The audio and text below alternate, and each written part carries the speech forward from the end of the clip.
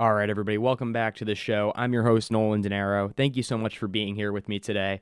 We got a couple stories we want to get into today. I got two main ones.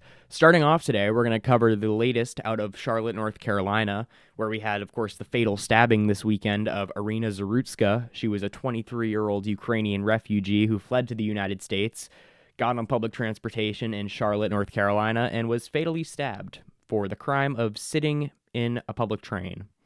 So we'll get into all that, all the details out of that story, and I'll give you guys my reaction to this ongoing crime problem in our major cities. Also, I do want to touch on the Middle East at the end of the show today. We had big news coming out of Qatar today, with Israel striking Hamas headquarters in Doha, Qatar. That's big news. This is big news that's going to have ripple effects on the ongoing negotiations between Israel and Hamas and the United States. So we'll get into all that, Trump's reaction, all this stuff, and more today on the Quest for Clarity podcast. Americanism, not globalism. I am not a slave. I am a free citizen. There should be no Federal Reserve system. Only America first. End all of these wars. America is trying to play empire. We want everything released, and you're actively covering it up. It's not America first to be pushing our influence in areas where it shouldn't be. We're run by people that don't understand what they're doing and don't understand the ramifications of the policies they're enacting. That's an incredibly dangerous situation.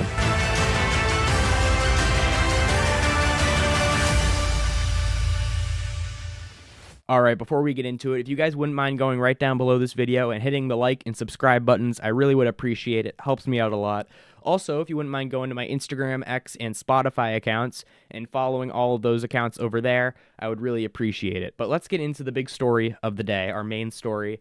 This is the stabbing of Iryna Zarutska, the Ukrainian refugee in North Carolina. So what happened was it was August 22nd. The video just came out in the last couple days and went viral on social media, which then forced the mainstream media to cover this crime. It was Iryna Zarutska, the 23-year-old refugee from Ukraine who's been living in the United States after fleeing the war zone in Ukraine. She was on a public train, boarded this public train in Charlotte, North Carolina, sits down, and the man behind her gets up, opens up a little pocket knife, and stabs her in the neck multiple times. The full video just came out today. She proceeds to be in complete shock. About 20 seconds go by, and she just collapses on the train and bleeds out. This guy gets off the train. He's like running around the train for a couple seconds, dripping her blood everywhere, and then gets off the train and is arrested moments later. On this, you can see in the video, which I'm not going to show here. It's too graphic to show here.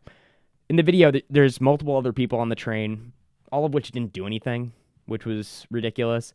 They're all just like in complete shock, and it is shocking that this can continue to happen. It seems like every week we get a new story out of one of the major cities in this country where some violent vigilante, some thug, goes out of their way to push someone onto the train tracks, to stab somebody in the neck, to fight with someone on the train.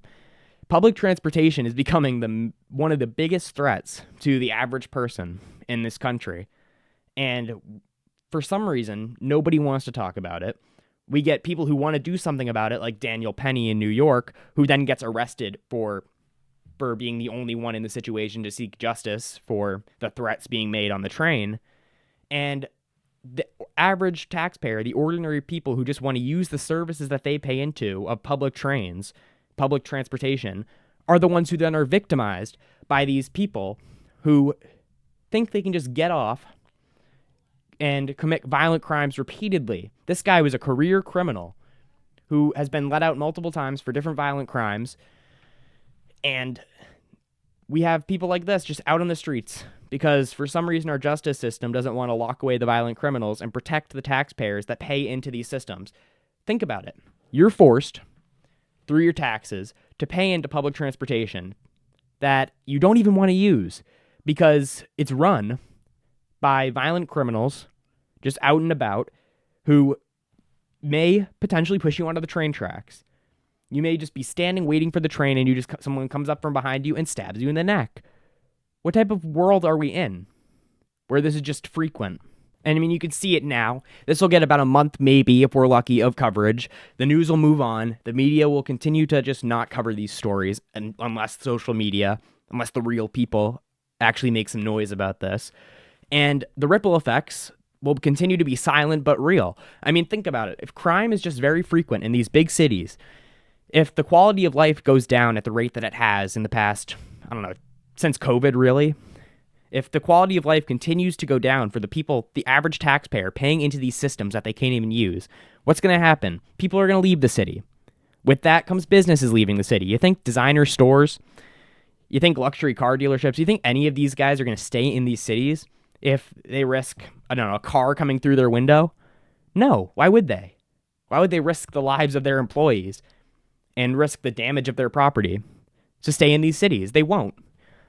They'll just leave. With that comes the economic ramifications of this. All the quality of life all around just comes down as a result of this, and yet it gets no coverage. And there are deeper effects to this that cause social unrest that's very troubling. Because when you see things like this, when it's repeatedly, when this continues to happen, people get tribal, people get collectivist, people embrace toxic mindsets and decide, you know what, the mainstream media and the police of my city and the government don't want to do anything about this. Okay, fine, I will. That's when we get vigilante justice. That's when we get people on the streets who think that every time, because it was a black man in this video doing this stabbing, that means it's all black people are responsible for this guy's crime. That's the type of thinking that you get when you allow these problems to fester. And it's incredibly careless for the government to just not want to do anything about it. They think if we do anything about it, it's too politically incorrect to have this guy, for example, get arrested or have him stay in jail for a longer period of time. They don't want to touch that subject. It's too politically incorrect. You'll get the social justice warriors online saying that it's because he's being victimized by the system. And then we proceed to have someone who's actually being victimized by the system in this Ukrainian girl gets just stabbed on the subway. When that is allowed to fester, we get tribalism and collectivism, and people go to their corners, and that's not a good thing for society at all. People think it's all members of this group or all members of that group, when actually it's this guy. But when we allow these problems to fester, we get people thinking that there's some deeper motives here, and we allow crazier people to become more vocal and to lead movements like we saw in 2020. When we see that a police officer on top of George Floyd, we had movements saying that it's all police, defund the police, that the police themselves, that the institutions are the problem. And now we see people on the opposite end of it, where this guy commits this crime, and we have people saying that it's all black people are responsible for this. And what I'm saying is that we need to actually solve the problem, because then we get both of those sides, and neither of which are true, and neither of which are effective at actually solving the problem, because it's just collectivism and it's junk. And it's all garbage thinking. And I do want to just focus real quick before we switch over to the next subject on the fact of how I really want to drive home how egregious it is that this was allowed to even happen. This Ukrainian girl fled what is the worst war zone in Europe since World War II, only to be stabbed on a train in North Carolina. Just think about how backwards that is. That is someone being victimized by the system that allowed this man to go free multiple times. So we're going to move on, but I just really wanted to touch on that because it was just incredibly heartbreaking. It was a really rough story, and we'll see what the media coverage of this is. We'll see if there's potentially legal results to this, and we're going to move on now to the next story here, which I did want to touch on today. Is Israel decided to strike the Hamas headquarters in Qatar. Earlier this morning, Israel struck the Hamas headquarters in Doha, Qatar, and there are multiple different there's different sides to this story. So what the facts of it are: Israel did not kill any top members of Hamas. They did kill multiple low-level members of Hamas, and according to multiple reports, I don't know how true this is, but it seems like they were targeting the lead negotiator for Hamas. Why do you think that is? And this plays into the narrative, and it's not even a narrative, it's just a fact. Israel doesn't want peace in this war. Israel wants to drag this out longer and longer to buy them time to seize Gaza, to, as Smotrich is saying, have a plan to annex the West Bank and just take control of that land, and they want to acquire Greater Israel. I've covered it multiple times on the show. This is just what they want. They've said it all in their own words. Just look, a couple days ago, Bezalel Smotrich, the finance minister, laid out his plan for Israeli control of 80-something% of the West Bank. He laid out his map and his plan. We've had, of course, Benjamin Netanyahu say this multiple times on camera, most notably at the United Nations, where he held up a map of Greater Israel. We have Itamar Ben-Gvir being insanely provocative, going into the West Bank neighborhoods with like big crowds, big entourages of settlers, and just harassing the people there. It's just incredibly provocative. And now this latest strike, not to mention the other strikes in the region that Israel has been involved in. And now this latest strike on the headquarters of Hamas in Qatar, the country that's helping to mediate the negotiations. Now, what I mean by there's different reports of this is that there's conflicting stories. The United States has their end of it, and the Israelis have their end of it, as it always seems to be in these situations. Israel says that Trump greenlit the plan, that the Trump administration was completely okay with this. That's coming from different Israeli sources. The Times of Israel reported this, and CNN reported this. But the Trump administration, just about an hour ago, Carolyn Levitt, the press secretary, gave the official statement. Here was the official statement. It was, quote, unilaterally bombing inside Qatar, a sovereign nation and close ally, does not advance Israel or America's goals. However, eliminating Hamas, who have profited off the misery of those living in Gaza, is a worthy goal. President Trump wants this war to end now. So we have seemingly a different side of the story here, where they say that actually this wasn't in anyone's interest to do, which it's clear it wasn't, because this is being reported now that the hostage families are very upset with this. They say that this is basically a death sentence to their kids, because this is an incredibly risky and dangerous thing to be doing when you have hostages in the hands of these people to just go bomb their headquarters. What if they just kill the hostages? That's one thing. The other thing here is that this obviously goes against the United States' interests.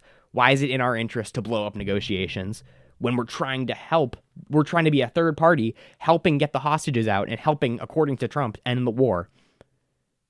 But that last part doesn't even make sense, because if we wanted this war to end, there's an easy way to do that, and that's to tell Israel all funding gets cut off tomorrow if you don't do exactly what we say.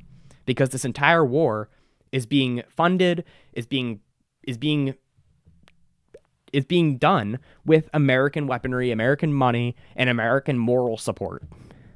So all Trump would have to say, if he really wanted this war to end, is that we're going to stop sending the weapons. We're going to stop sending the money. But we can't do that, can we?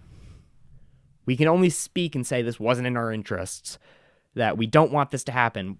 Apparently, he promised the leaders of Qatar that this wouldn't happen again. How is he going to promise that? We are obviously not in control of what Israel does, because they repeatedly do things that are against our interests. Obviously. Why is it in our interest to ethnically cleanse the Gazans? Why is it in our interest for Israel to annex the West Bank? Why is it in our interest to be bombing Syria, bombing Lebanon, bombing Hezbollah, bombing Qatar now? None of this is in our. Explain to me why that's in the United States of America's interests. And now we want to say we want the war to end. Okay, how about we stop with the words? We stop with the constant threats. We stop with the one-liners like they don't know what the F they're doing. How about we actually do something about it for once? How about we stop weapons shipments? That's too radical. You can't do that. That would be leaving an ally. Whoa. Okay, well, we can have these constant words, but nothing actually happens if we don't actually take some control over our closest ally and grab them by the ear and say, no, you can't keep doing this. You can't keep defying our interests and then expect a check every year. So the question is, who's lying here? And because the Trump administration's now denounced this. So the Israelis also say that he gave the green light to it. So are we going to actually say what happened here? Or are we going to continue this charade that we're somehow in control of this relationship? Are we the empire, or are we the welfare country here? Which way is it? Who is relying on who here? None of it makes any sense. And this also comes as Israel is telling the people of Gaza to evacuate Gaza City again, because they're trying to take Gaza City. They're trying to occupy the entire Gaza Strip after they've killed 60, 70,000 people. I think we will end it off right there. Thank you guys so much for watching today. Thank you guys for being here.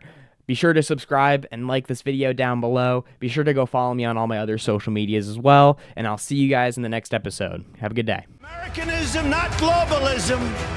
I am not a slave. I am a free citizen. There should be no Federal Reserve System.